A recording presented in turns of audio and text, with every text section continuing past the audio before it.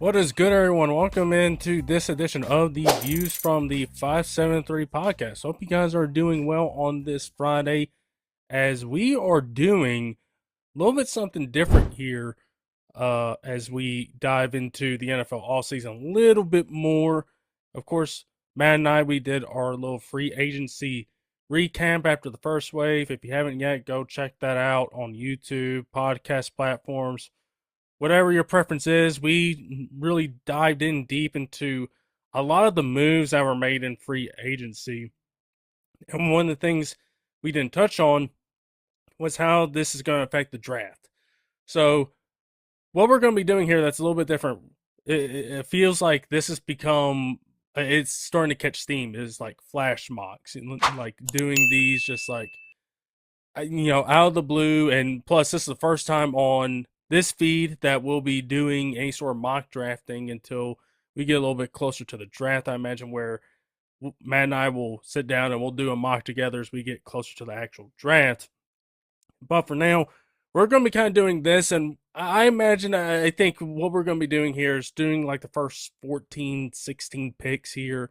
Nothing too crazy. If 16, that puts us about halfway through the first round. So I figure we can do that and try to do this as a fun little exercise here as we work our way towards the draft. I forget how many days it is now, but with it being, let's see, March 19th, I mean, we're about almost a month, we're almost a month away, everybody. So the clock is ticking literally right, in days leading up to the draft in Pittsburgh. So that's what we're going to be doing today. First off, let's touch on a big piece of news that happened that included one of these first round picks getting traded. We'll pick a little bit later on is the Denver Broncos acquiring Jaylen Waddle from the Miami Dolphins. The Dolphins continuing their full fire sale right now and getting pick 30 from the Broncos here late in the first round. So they now have 2 first round picks. They also swapped fourths, and they also get a third from Denver as well. So quite a rich deal for Jaylen Waddle, who I imagine Denver's going to be reworking his deal a little bit as they try to figure out what's best for them and how it fits in their timeline.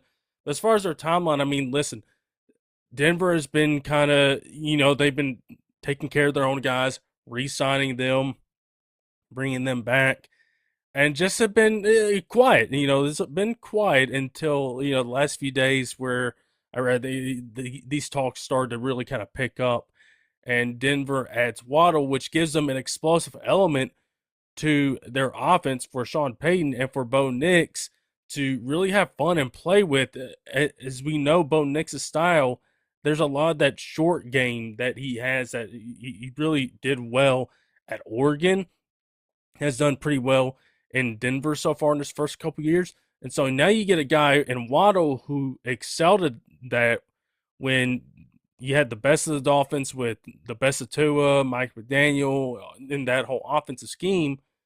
Now you bring him over to this group with Courtland Sutton as the opposite, as wide receiver 1. You now add Waddle there to give you some explosiveness on offense.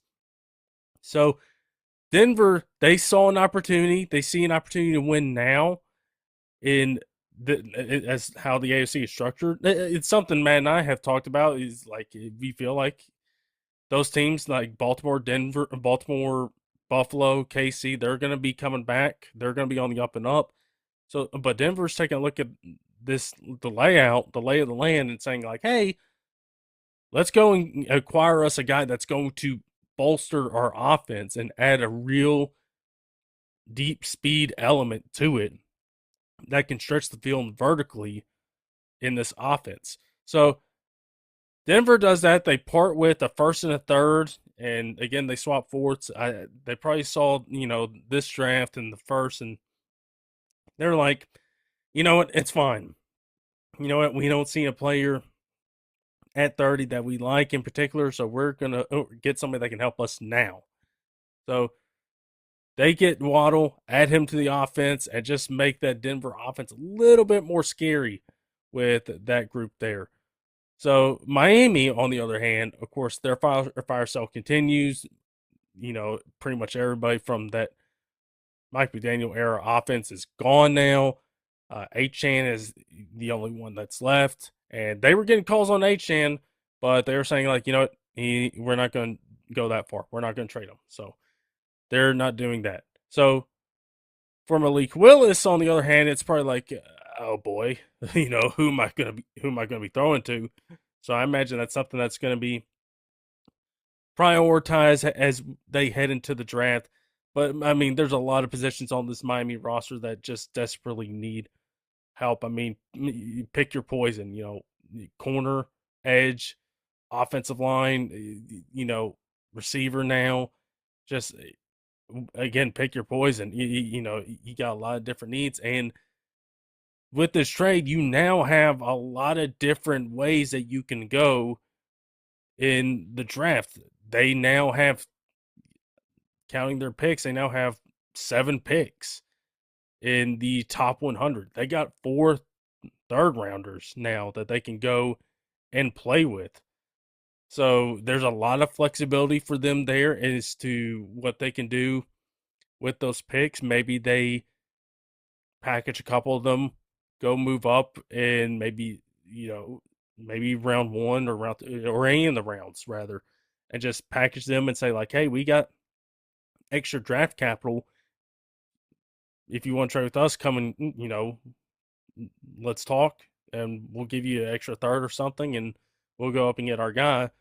But I think maybe with how the roster is currently constructed, where there's not a lot of young, cost controllable talent there, and a lot of key positions, I think they might be keen on just keeping those picks, unless there's one particular player that they love and feel like, hey, we got to have him in our organization, then they'll do it. But I imagine you got the 7 picks. You can now go a lot of different ways into how you use them, particularly at 11, and of course how the board falls in the top 10, and see how it goes. But at 11, you can probably go a couple different ways now. Now that you got an extra first that you can play around with, you got some more. You got third round picks that you can play around with. I think they can go a bunch of different ways here and address a lot of different needs. It's a pretty good edge class. It's a deep edge class. It's a decent receiver class. Key positions of need, so maybe they go and try to attack those a little bit later on. And maybe they double dip. Maybe they double dip at some of these positions, and who could blame them? So that's a little bit of starting point here with the Broncos and Dolphins making that trade here, and that's just happened since Matt and I had that off-season discussion. So another big trade in the NFL going down. We've had a bunch of them. We've had the McDuffie trade. We've had this trade. We got a lot of big time trades going on. The Crosby trade we thought was going to happen. Of course, that doesn't happen. So a lot of big trades happening so far. But let's dive into the reason why we're doing this pod and doing this fun little exercise. Let's do a little flash mock. And over the course of this mock, again, it won't be as long, and we'll go through the first, 16 picks and do that. And we'll kind of talk about, some of the needs for these teams that they have, as well as kind of layout, kind of like what they look like right now. Because there are some teams that Matt and I didn't get a chance to discuss in our free agency pod. There's just just a bunch of stuff to cover with the Crosby trade, the McDuffie trade, all the free agency, all the different teams there. So we're going to be doing that. Of course, first up is the Las Vegas Raiders at number 1, and this isn't going to take too long. Of course, at number 1, they are in lockstep to pick Fernando Mendoza at number 1 and take him there to be their franchise quarterback, to pair him along with Clint Kubiak as the new head coach there. So take a look at the Raiders right now. Of course, Linderbaum signing him to the biggest deal that a center has ever been given in the NFL. You add him to the fold. That's a really good move for your young players in Genty and Mendoza. You get a veteran, awesome center to help out your rookie quarterback as he transitions into the NFL as the number one overall pick. And then you help out your first round pick last year in Genty, who caught steam a little bit later on, but Linderbaum comes from that running system in Baltimore, who had a lot of experience in paving the way for guys like Lamar and Henry the last few years. So you bring him in. So you got a little bit something there on this Raiders team. Of course, they got a lot of different needs elsewhere too on this team. They can maybe add another receiver, add some more offensive linemen, really help things out with Mendoza in defense. There's some needs there. Maybe add some needs in the secondary. They picked up N'Kobe Dean and Quay Walker to help out the linebacker room, getting the two Georgia boys back together. So you get them together on that side of the ball. And the defense is looking a little bit better, but there's a lot still to be done with that group. So they go Mendoza here. And the thing, you got quarterback locked in, and then of course you got the rest of the draft to play out. But just taking a look at the rest of their needs after Mendoza, more offensive line, another receiver. They did sign Jalen Naylor. They're hoping somebody else can help out in that wide receiver room besides it just being Brock Bowers at tight end. So Mendoza going number one to the Raiders. Not really a delegation right there to kind of talk about. So number two, I think this is where the intrigue starts, begins to start, begins. And at number two, the Jets made a lot of moves on defense. Defensive line, they addressed a ton of needs. They did trade Jermaine Johnson, and so you're kind of figuring they're going to take an edge rusher here to go alongside Will McDonald, Joseph Asai, a couple of the other guys that they got in free agency. And so taking a look at the options now in this type of scenario, what do they do? Do they go Arvell Reese? Do they go David Bailey? Or do we throw a curveball in here and say maybe Sonny Styles here at number two? I think that they got a lot of flexibility here for this defense that they've really tried to address here. And, if if things have gone differently and Dante Moore was in the draft, then we know he would have gone here at number two. Because they need a quarterback. They did bring in Geno. Maybe quarterback is on the menu a little bit later on in this draft. Maybe a little bit later on at 16. I've seen a couple mocks where Ty Simpson goes there. I really don't know where he could go when it feels like a lot of these teams are prepping for next year's quarterback class, which looks a lot deeper and richer. We're still a year out, but as of right now, it looks deep, and where you can go and maybe get QB3, QB4, or something like that, and feel really good about it. Kind of like that 2024 draft where we saw 6 quarterbacks go where they did, go in the top 10. Go in the top 10, 11 picks. So we're still a year away from that, but for now, you get edge help. It's one of the most important groups that they could go and address and get some help at. I kind of think it's between Bailey and Reese, although Styles you can make a good case for with how his combine workout was. Yeah, I saw a comment and I can't get it out of my head. It was like the Calvin Johnson of linebackers there with this workout. And can't say I blame that comment, for going there when you consider all the records he shattered as a linebacker and said like he's as athletic as this receiver or fast as this guy. But I think I'm going to go Arvell Reese here.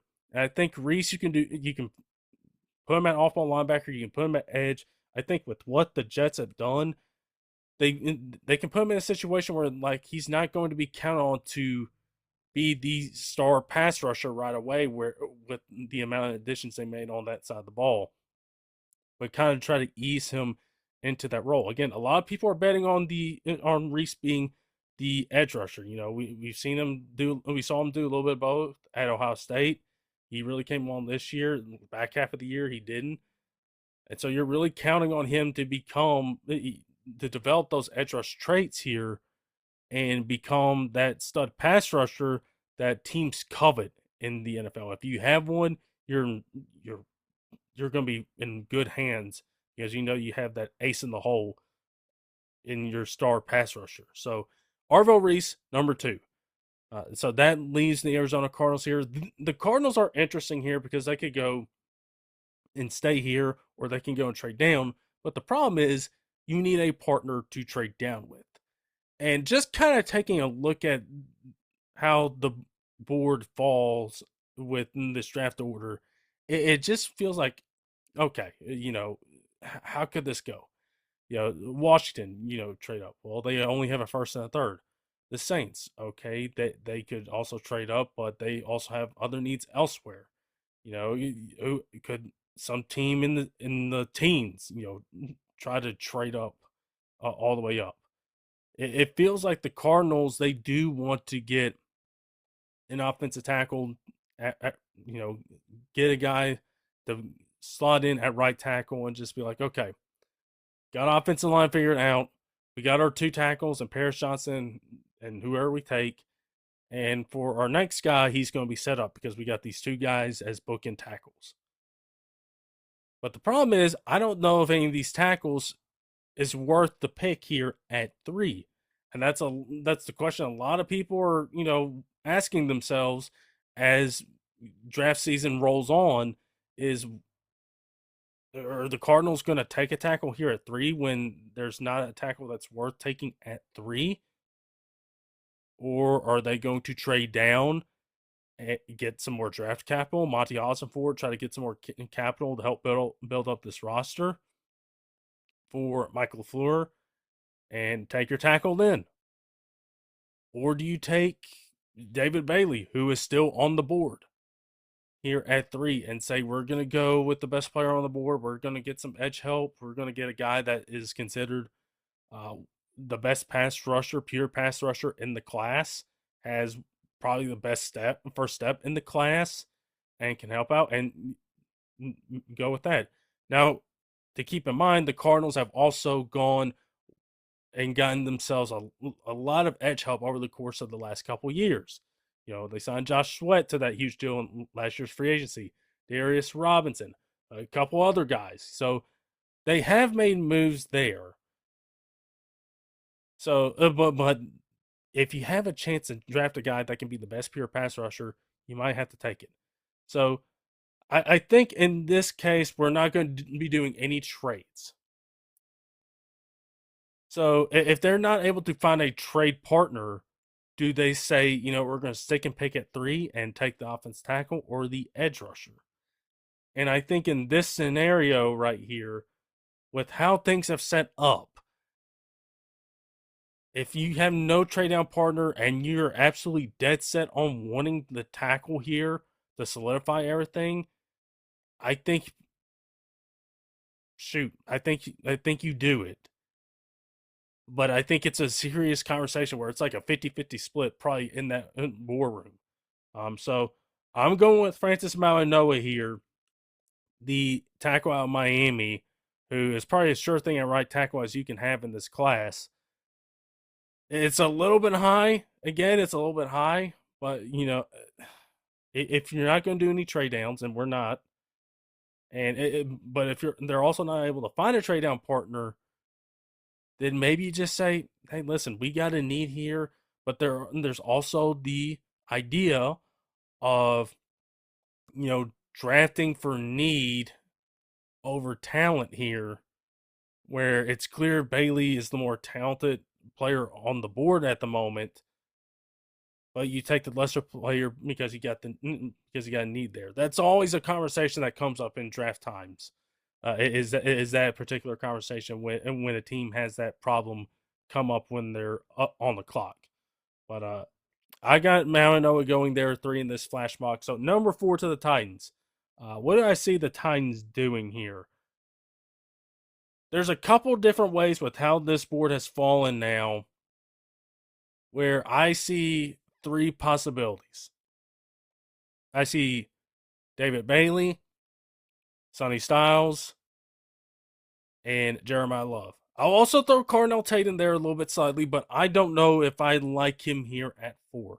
Maybe it's being overshadowed, him being overshadowed at Ohio State by Jeremiah Smith, who was the clear number 1 there. Tate was the clear number 2. Maybe it's because of that. But I'm going to throw in David Bailey, Sonny Styles, and Jeremiah Love. Now, I'll give 3 reasons why. I'll give a couple reasons why, those 3. David Bailey, best pass rusher on the board. Titans need some pass rush help. You take a look at the defensive line. Yes, it's been good, with all these additions, but you still need a pass rusher, a pure ace pass rusher to go in that Robert Saleh defense. And one thing they've done great is add on that defensive line John Franklin Myers, Solomon Thomas, Jordan Elliott. They've really hit home there on the defensive line, and you can slide in, Franklin Myers on passing downs and put Bailey in there, and and let that be your front 4 with him, Franklin Myers, Simmons, and Jermaine Johnson. Oladejo was their 2nd-round pick last year. I don't know if he's going to, if he should prevent you from taking a pass rush here at 4, if they are available, in which case there is one available. I'll make the case for Sonny Styles. I saw a comp, I want to say it was from Daniel Jeremiah in his write-up, or it was somebody that mentioned Fred Warner. Who do we know that it was key in Fred Warner's leading his defense? Robert Saleh was coached him. So that leads me to believe, hey, if you want to do this, you can pair him alongside Cedric Gray, be behind that defensive line that you built, and go and grab him, a guy that in Styles that can cover, that doesn't miss a tackle, had 0 missed tackles, I believe I read. So you get a guy there who's a freak at the combine and shore up linebacker, even though it's off ball. Or you go Jeremiah Love. And this is the weird draft where the blue chip talent are at non-premium positions. It's quite the opposite of next year's draft, where there is premium talent at those premium positions. So you might end up taking one of these guys. But Jeremiah Love, it's been picking up steam. I don't know if the Titans are completely interested in Jeremiah Love, or they're trying to drum up interest, or what. But if you draft Jeremiah Love, listen, the offense needs guys that can be explosive and can score points. So far, they've added Wan'Dale Robinson and Daniel Bellinger. And if the key initiative this offseason was to help Cam Ward take a lot off his plate, and you take a look at what their offseason has been like, that kind of leads you to believe that they might go offense here if it's Love or Tate. If you're trying to help Cam and try to take a lot off his plate, then you'll do that. Looks like Calvin Ridley's coming back. They restructured his deal, so now you got Calvin coming off an injury. Wan'Dale, you got your 2 young players in DK and Al Manor at receiver. And that's probably why I lean towards Tate being a little bit lower on the board.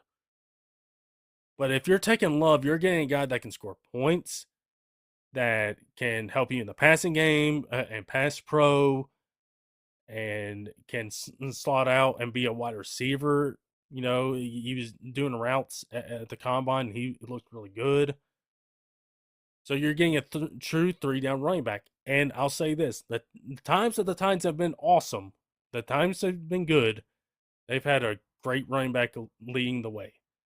And the times I've had a good tradition of that happening, with Earl Campbell, Eddie George, Chris Johnson, Derrick Henry, it's a good list. It's a good company. So I kind of think if you're looking to help out Cam take a lot off his plate, you go with Love. And I know Matt, made me repeat that the Titans will not take Jeremiah Love here.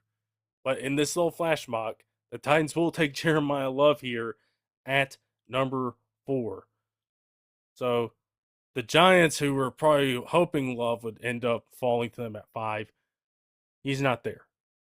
So what are scenarios here for the Giants? Well, they don't need a pass rusher, so David Bailey's off the board here.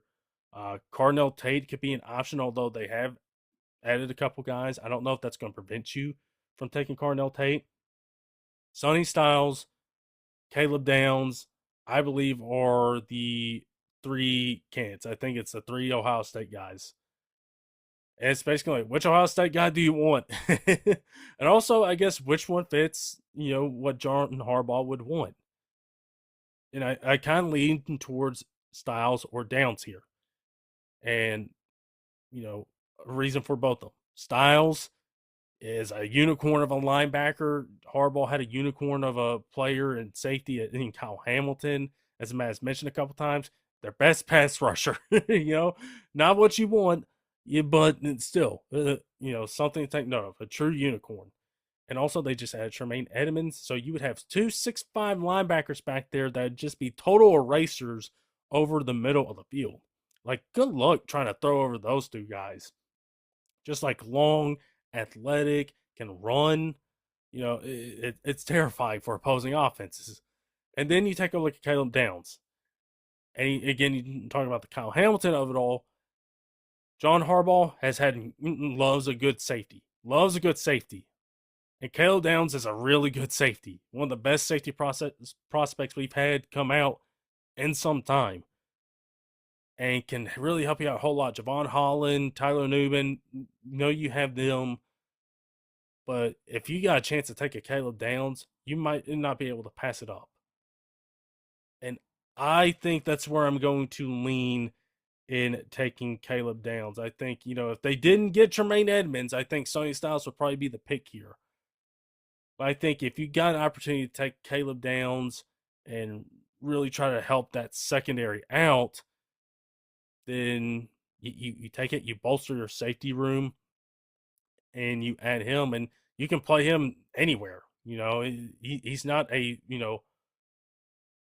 safety that you can play up top or a safety you can put in the box. You can put him anywhere. You put him in slot. You can do anything with him. Harbaugh would immediately be like, awesome, cool. I got an awesome safety that I can have be a huge part of my defense for the next few years. Oh, wait, is this Baltimore? No, it's New York. So it's like nothing would change. So I got Caleb Downs going there at number 5 to the Giants. Number 6, the Cleveland Browns. I got two options for them here. It's receiver and tackle. The two things they need in this draft. They've hit offensive line hard here. That left tackle spot is looming pretty large here. So that, leads a lot of people to believe you might take your tackle in this first round here. The question is, which pick do you take him in? And if you don't take him at 6, do you take him at 24, or do you say, hey, let's go grab him and trade up? I've seen a lot of Monroe Freeling, the tackle out of Georgia, to the Browns here at 6. Carnell Tate is another guy I've seen here go to the Browns. Freeling is the best left tackle prospect in this draft. Didn't play a whole lot at Georgia. Only started like 18 games, I believe. Or maybe not as many as that.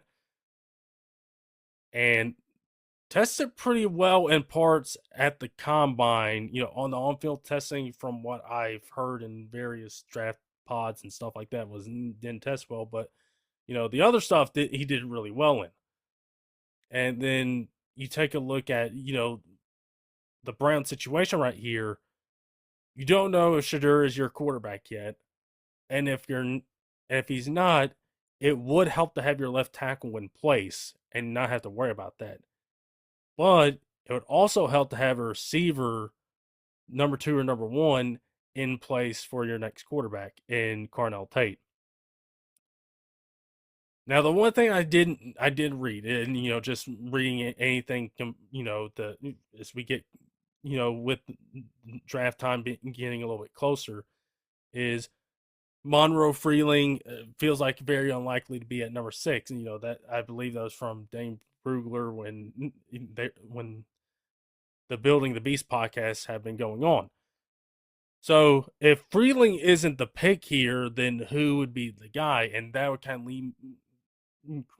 lean credence to believe that it's going to be somebody like Carnell Tate here at number 6.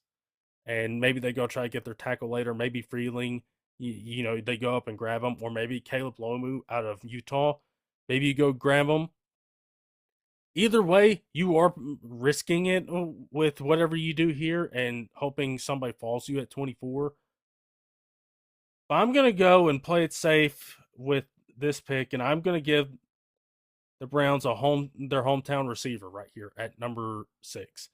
At number 7, the Washington Commanders here. Really kind of interesting pick here with the Commanders. Of course, they don't have a second rounder. So let's talk about a couple options. With Tate off the board, they need a receiver. That kind of hurts there.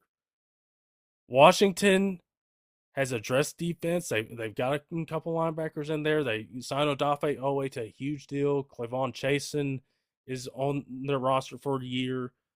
So you might not need immediate defensive line help, but I think Bailey is still the option here. If he falls to you at 7, he's immediately like, okay, do we take him here, considering the additions we made in the edge room? And we've just seen the last couple Super Bowls, you can never have enough defensive line help.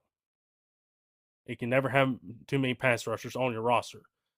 So David Bailey and Sonny Styles, I believe, are the two that I would consider here.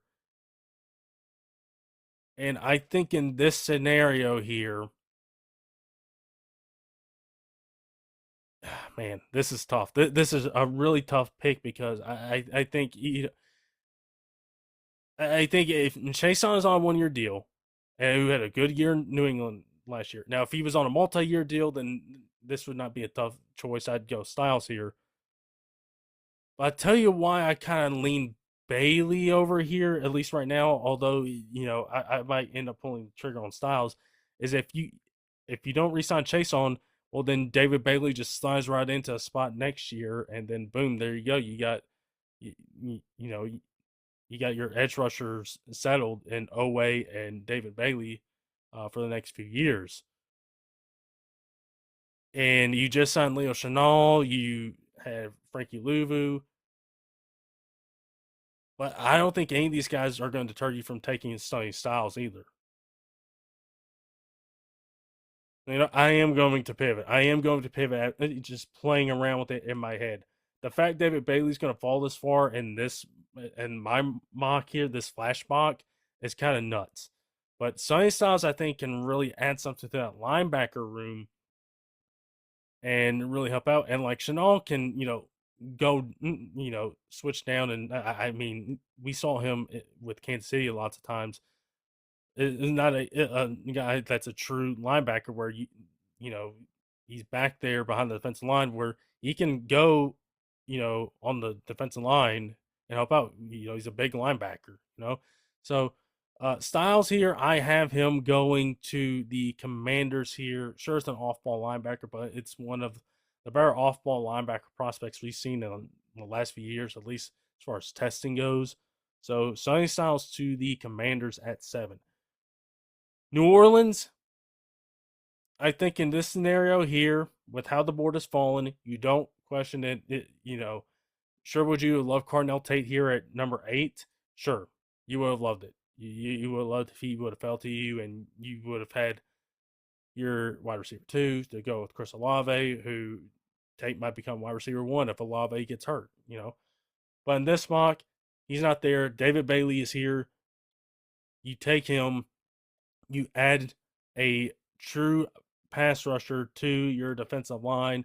Cam Jordan, it looks like that era is over, and my goodness, what an era it was. But now you get the next guy, and you get Bailey that can really affect the passer here. And if the Saints get him, you got a guy that can go and affect, Bryce Young, that can go and affect, Baker Mayfield, Tua or Michael Penix or whoever's back there behind center in Atlanta, and really make their life difficult. So now we got the Chiefs at 9. With how this board has fallen, I think with the Chiefs, there's there's a couple different things they could do here. Could they go get Kenyon Sadiq, who tested really well, tight end, future Travis Kelce replacement? Sure.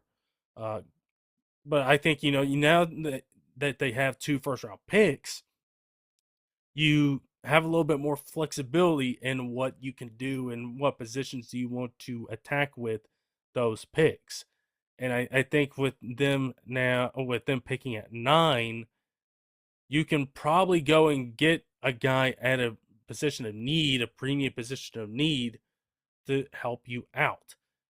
And I think that's why I'm going with Ruben Bain here, who, I mean, listen, the arms are something that's going to be following him throughout his career. Just like how short his arms were measured at the combine is something to take note of. You cannot ignore that, you know, but it's, you just see the motor and violence and physicality that he plays with. And it feels like the Chiefs need that on that defensive front at edge rusher to go alongside the guys they have there, Karlaftis, Chris Jones, and just add him to that group and get some pass rush juice in that group. You know, Steve Spagnuolo will definitely draw some funny stuff up, and you get a guy at premium position. Tackle, I don't see being a need for them. They can just slide Jalen Moore over to right tackle. That's fine. Wide receiver here, I mean, that's also a possibility too. You know, will they fall in love with Mekhi Lemon or Jordan Tyson? Maybe, maybe not. Maybe they like a receiver a little bit later on in the draft. You know, the Rasheed Rice situation is something to take note of and monitor. But I think they will want, if Bain is on the board here, I think they will go and take him. And you add a pass rush here, you get a premium position need filled, and you add him to your nucleus on defense, and you try to build the rest of that thing out as you see what happens at when you get to number 30, when you get to the 29th pick rather, and see what happens and see how the board falls there. Maybe you might have a team want to trade up and get a quarterback if Ty Simpson is still available. Who knows? But I think that's where the Chiefs would go. Bengals at number 10. And the board has not fallen the way that they would want. And I think, in this scenario here with how everything has fallen for the Cincinnati Bengals, I think in this scenario, you take best player available. And I think you probably take a Mansour Delane, the corner out of LSU. I know they probably like how DJ Turner and Dax Hill played last year, but having a guy in Delane who was awesome for that LSU defense last year, who is a little bit on the shorter side as far as being a DB, and the arms are something to take note of too. You add him to that room, and just not think twice about it. Would you love somebody like Caleb Downs being here at number 10? Of course you would. Sonny Styles, yes. Bain, yeah, absolutely. But with how the board has fallen, it feels like this is the way things are going to go for the Bengals if none of those guys are there. Maybe they trade down, or maybe who knows. But I'm going to have them taking Mansour Delane, and that is going to round out the top 10. They need some secondary help to help out with those guys there, and just hope that the young guys on their defense that they've drafted the last few years stick, and they really start to develop and really start to live up to the draft slot that the Bengals picked them at. That's been a key thing for them over the last few years, as not a lot of the guys they drafted have. So that's going to be something to watch there at number 10. All right, Miami at number 11. They're first of 2 picks here in the first round. I believe there's 6 teams, if I'm counting right, that have 2 first-round picks in this draft, which is kind of nuts to kind of think about. That's 6 teams holding 12 picks in this draft by themselves. So in this first round, rather, by themselves. So it's kind of wild. Miami at number 11. If Delane was on the board here, I think they would go with him. I think they would go with him. But he is not. If Ruben Bain was falling to the spot, maybe they would go and take him. But he is not on the board. At number 11, with how many needs that they have here, that's something we talked about. There's not an edge worth taking here. There's not. You could take a receiver here with Lemon or Tyson, If you feel like you want to add them and get yourself a pass catcher here, one of the top ones in the draft, and say let's go with that. I did, one thing that the Saints could do is go and draft Lemon at 8, but we'll have to see. That combine interview was a little bit weird. I don't know if they want that in New Orleans, but maybe Miami would be more apt to want that. But Miami here at number 11, I think with how this board has fallen here, I am going to give them. I'm going to give them a guy that I think a lot of people consider is one of the better offensive linemen in the draft, maybe the best, and also one of the better prospects in the draft, and Vega Ioane, the guard out of Penn State. Now, is guard a cool pick? No, but he is an impact pick right now. If they win, pick them. If they win, pick them here at number 11. You add to your offensive line. It's not again as high a need as your other needs, but you do need offensive line help. You need to build out the trenches here. So I think I am going to go and give them Vega Ioane, the guard out of Penn State here at number 11. Just with how the board has fallen, I think I'll go there. And again, maybe receiver. I don't know if maybe they want a receiver a little bit later on.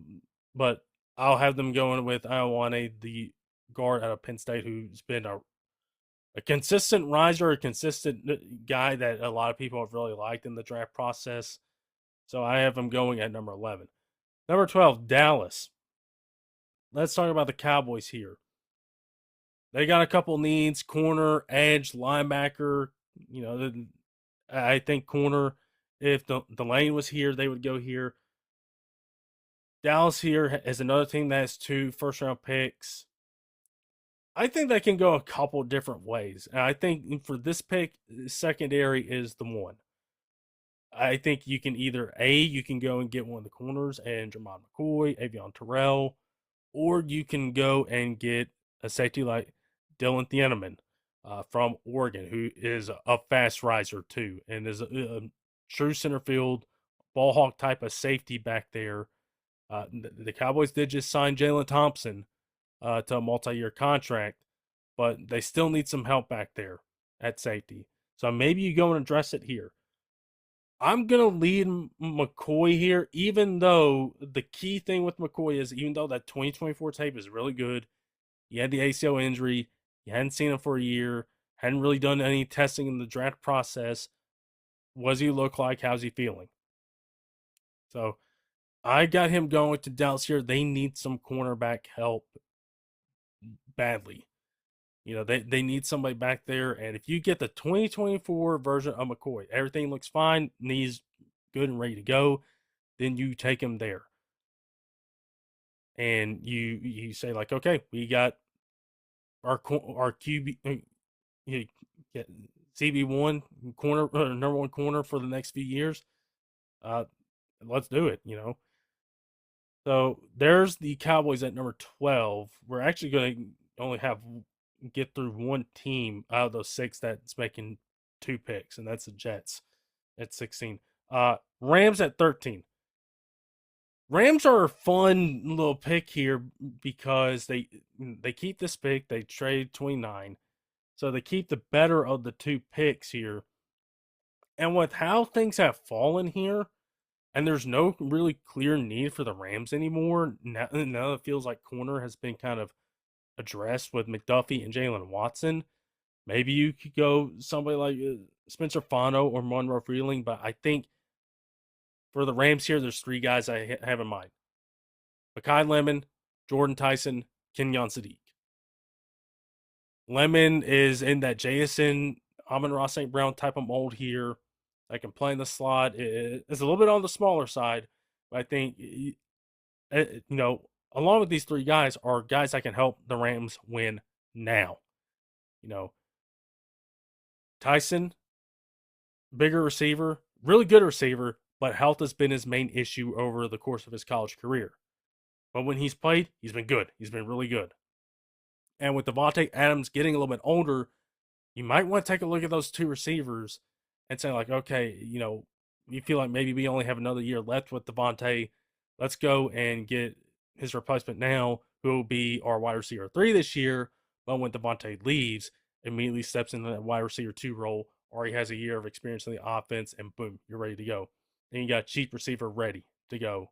Uh, Stafford stays another year, or if they got somebody else coming in, you don't have any concerns with where your receiver room is at. And then there's Kenyon Sadiq, the tight end, who had a freakish combine. Talk about a crazy year of just guys showing out the combine and putting up freak athletic testing scores. The Rams ran a lot of 12 and 13 personnel last year using multiple tight ends. And yes, they did take another Oregon tight end last year in the second round in Terrence Ferguson. And I believe Higbee is back. And I don't know if Parkinson is back.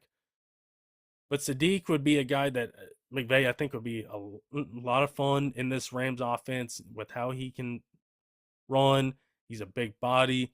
The production wasn't all the way there in his time at Oregon, but it was really good. Again, tested athletically really well. It feels like McVay has been searching for a guy like this at tight end for some time. Brock Bowers, Loveland. It feels like he's been looking for a guy like this, and try to grab and get and insert him into the offense. And now here at number 13, you have a chance to do it. It's tempting. It's tempting. But I think I would go with one of the wide receivers here. And I think I would go with Mekhi Lemon here and keep him in Southern California. And you add him to that group. Listen, if we're talking about him having some JSN type of qualities, you play JSN twice a year, you see how that affects you. You're like, well, we want our own version of that. And sure, he might play in the slot. I mean, Puka's played a lot in the slot here recently. But you meant to say, hey, listen, we're going to get our 3 best receivers out here. And sure, maybe they don't run much 12 and 13 personnel this year with those 3 guys. If you got those 3 guys, use them. So I got my Mekhi Lemon there, number 13 to the Rams. At number 14, the Ravens. Offensive line help, I think, is the need for them in this spot. I think for the Ravens, I think I'm going to have them taking. There's some good offensive linemen here. I think Spencer Fano makes sense. He's fallen too far enough as is. He's still available here at 14. The question with Fano is the arm length. Besides that, dude's great. Tested really well. Moves great as an offensive lineman. Is awesome. Has a lot of versatility. And I think that's what the Ravens draft him for. That versatility where he can play guard, he can play center. You got your tackles figured out, even though Ronnie Stanley's getting a little bit older. But you put Fano in there, plug and play, ready to go. Boom, there you go. And Fano, again, great mover. Is really agile with his feet. So you add him to this Ravens offense. I think that can really help out. Now, the question is, will it be at guard or center? He hasn't had a lot of time at center, and feels like the Ravens could really use a center now with Tyler Linderbaum out the way. So I don't know if it's necessarily a great pick at 14 for a center, but you get a guy in Fano that can play anywhere on the offensive line. I think the Ravens would value that versatility. And also, he is the best player on the board. So how many times has this happened for the Ravens in recent memory where the best player on the board has fallen to them and, like, boom, they just take him. Hey, look, good player, draft him. Simple as that. So Spencer Fano, I'm going to have go to the Ravens here at number 16. The Tampa Bay Buccaneers here at number 15. There's a couple different ways I think Tampa could go here with their pick at 15. Now, I think they can go edge, they can go linebacker, they could go tight end. I don't know if there's a linebacker here worth taking at 15, so we're going to say edge and tight end. Now, edge rusher, there's a couple guys on the board. You got Keldrick Falk, the big young edge rusher out of Auburn, who's only 20 years old, has a lot of potential. Akeem Mesidor, keep him in state from Miami, the other Miami pass rusher. TJ Parker has kind of really risen up. Cassius Howe has really kind of risen up the ranks as well, even though he's got the shorter arm situation as Ruben Bain as well. I think you also got the Kenyon Sadiq of it all, where you got potentially him, and you do lose Mike Evans at receiver. And so your receivers are kind of like Chris Godwin, Mekabuka, Jalen McMillan, and I believe, if memory serves me right, that Cade Otton is back with the Bucks, and he is. He's back with the Bucks. So I don't know if I'm gonna go with Kenyon Sadiq here, although it's very. mm, you could honestly go and say like, well, and do what the Rams did, play a lot of 12, 13 personnel, and really kind of just roll along with that and add a guy that Baker can throw to. They do need some edge help. They do need a lot of it, and they do need some edge help. They do need some linebacker help. I'm going to go back on my word here. I'm going to go with Sadiq. I'm going to go with Sadiq. I think just thinking about it, it makes if you're playing 12 or 13 personnel, I think you do that. You add him to this offense, and where like you lose a Mike Evans, but you add a guy like Sadiq that is again, as far as testing, blew it wide open, was awesome. And so you have him, you have Auden, you have Ibuka, you have Godwin, Bucky Irving. So I think for Todd Bowles, I think that that would be appeasing, and I think maybe just also because of the fact that this edge group is deeper, and you can go grab a guy a little bit later if you want to. Would you like to have one of the best ones? Sure, but if you can grab one a little bit later and get a guy like Sadiq, add him to your offense, I think that sounds very appealing.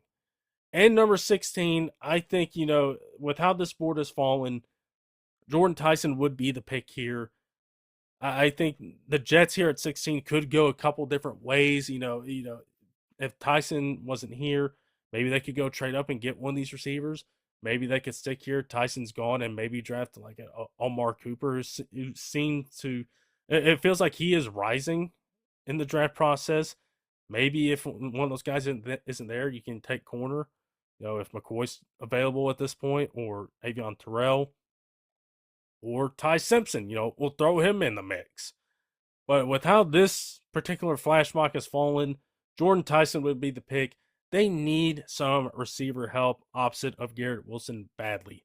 You know, he can't be the only guy that's catching passes from Geno over the course of next year. So I think if you add him, like, yes, there's a lot of injury concerns, but if you're able to find a way to keep him healthy, that's not a bad Jets offense if you got Garrett Wilson on one side, Jordan Tyson on the other, Mason Taylor, who had a nice rookie season.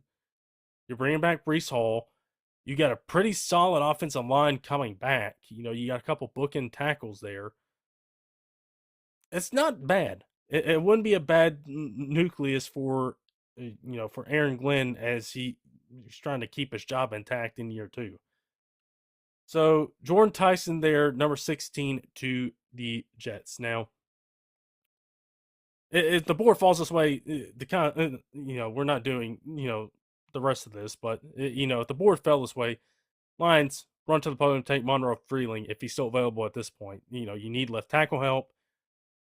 Probably don't want to move Penei Sewell over to the left side, even though that's a possibility. The Bucks did with Tristan Wirfs a couple years ago. Maybe they do that, but if he's still there, you rush up to the podium and take him. But that's a flash mock for the first 16 picks. Kind of interesting to see how that board kind of fell and just the thought process of that. The Iowane pick for Miami, I had not done before in any of my mocks. Just to kind of do it here in this flash mock, is kind of interesting with how it all played out here. So there's a fun little mock draft action as we head towards the NFL draft. With again, we're about a month away at this point. So down the road, we'll be doing the full first round mock draft. Matt and I will be doing that, and it's going to be a lot of fun and kind of see where his head is at on some of these guys, and see and kind of talk things out instead of just seeing how I'm able to talk things out and argue with myself as to should they go with this guy or should they go with that guy. But that should be fun as we get closer to a draft time and see if there's any other tidbits that happen, any other big moves that happen along the way. I'm sure there's probably going to be one move that's going to happen that's going to be something that could change how a team uh, thinks about how they go about their first round pick. But that's all we have for you guys today. Thank you guys so much for tuning in. As always, check us out. Where do you guys get your podcasts? Check us out on YouTube, SoundCloud, not SoundCloud anymore, but Spotify, Apple Podcasts. Check out our free agency pod that Matt and I did. Check that out as we kind of did our deep dive into free agency and talked everything, from Kenneth Walker going to the Chiefs, the Max Crosby trade, the Titans making all their moves in free agency, and a bunch of other stuff as well. So that'll do it for us here, everybody. Thank you so much again for tuning in, and we'll talk to you guys soon.